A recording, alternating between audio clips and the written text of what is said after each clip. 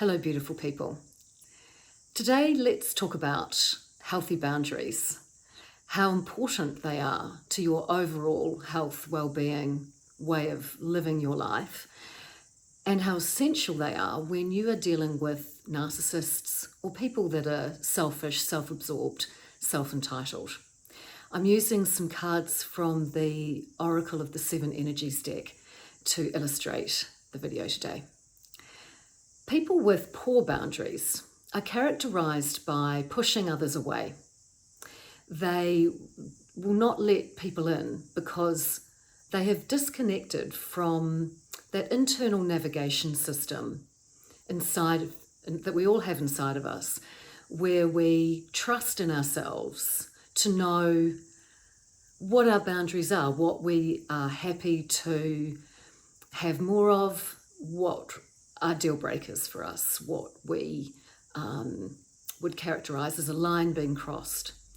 That is what someone with healthy boundaries has. They understand that they are in control. They trust themselves to go, I can be open, I can let people in.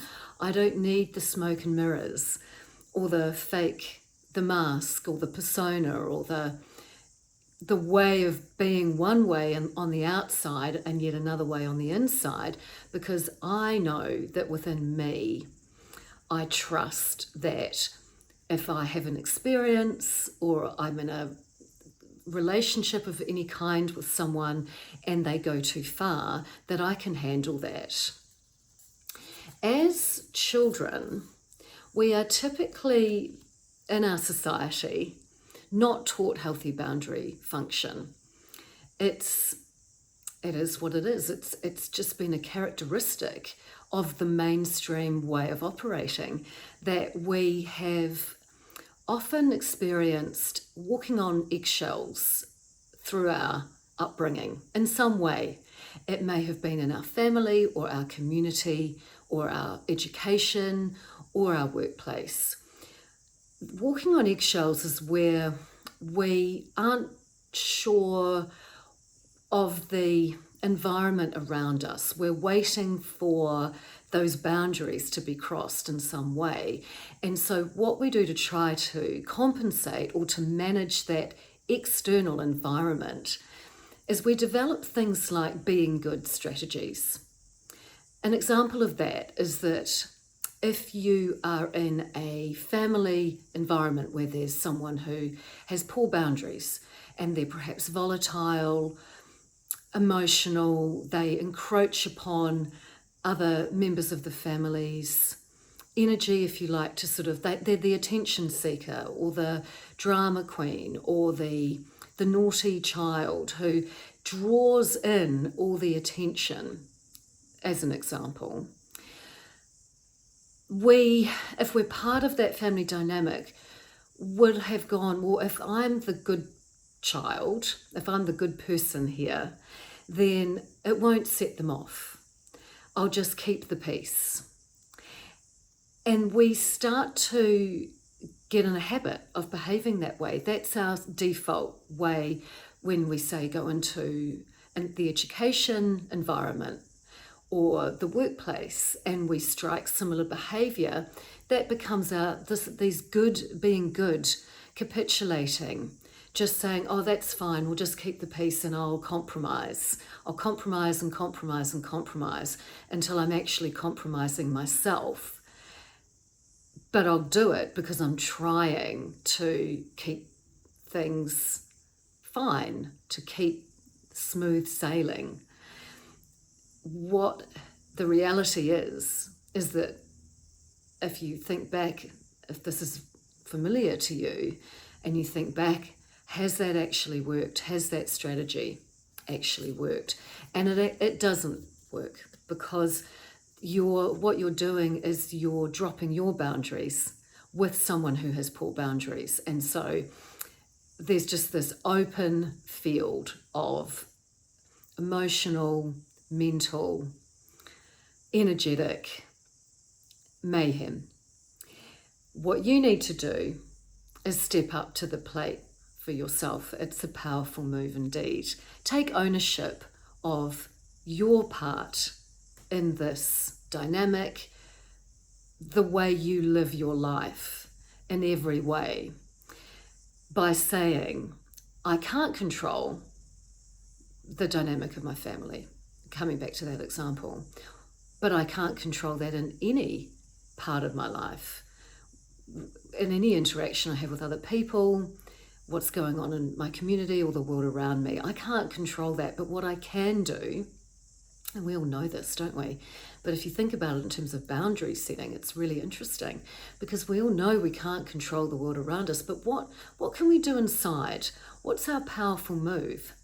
Well, what we do is we say, instead of these good strategies where I'm a people pleaser, or I try to overcompensate, or I capitulate to try to keep the peace, to try to keep things smooth, and it just never seems to work, what I'm going to do is take a step back and put myself first, step up to the plate for me, take ownership of my part in this dynamic, and say, who am I?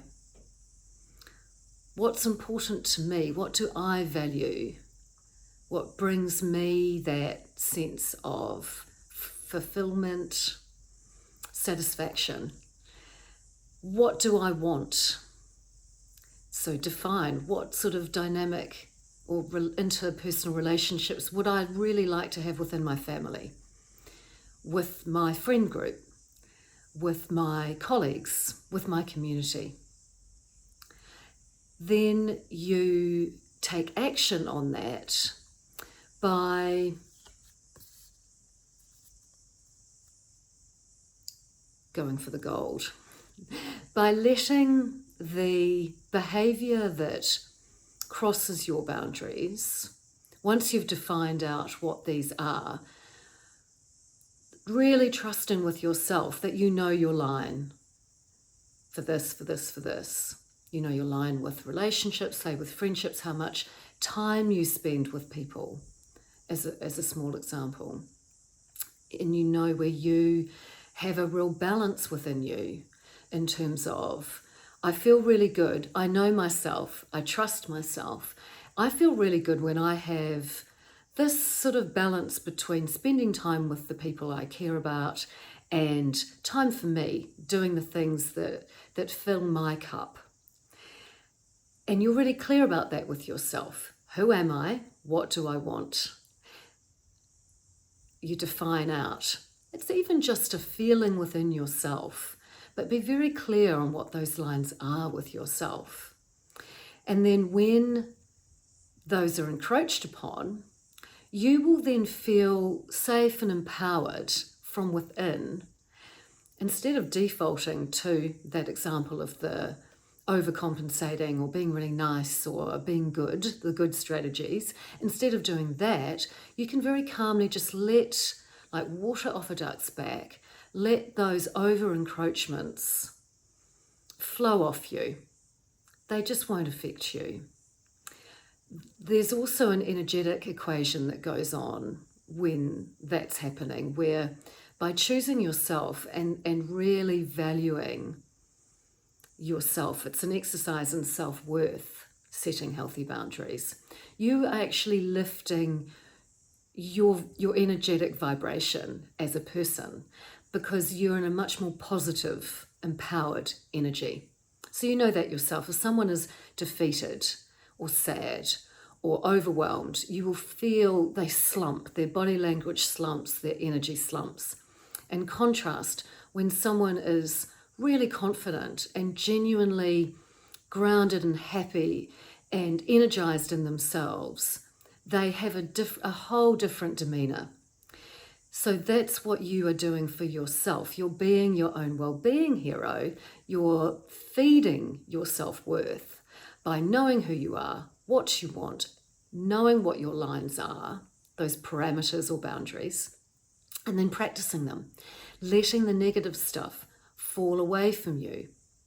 It will start to, because of the energetic mismatch, not actually happen that as much in your life as it used to. You will start to notice. And likewise, in a positive way, you will be focused much more on putting your energy and your time into the people that you do vibe with, where you do have these really good boundaries with one another, where you do have really good communication and you can say, hey, I'm going to go off and do this. Should we, you have some time to yourself and we'll catch up later. Just those little things like that where you both recognize and respect one another's boundaries. That's what healthy boundary setting from within looks like in practice in your relationships with other people. This will permeate all aspects of your life. It feeds you, it lifts you up into spending more time, energy, focus on what's important to you and letting all those draining energies, whatever they may be, just fall away. Thank you.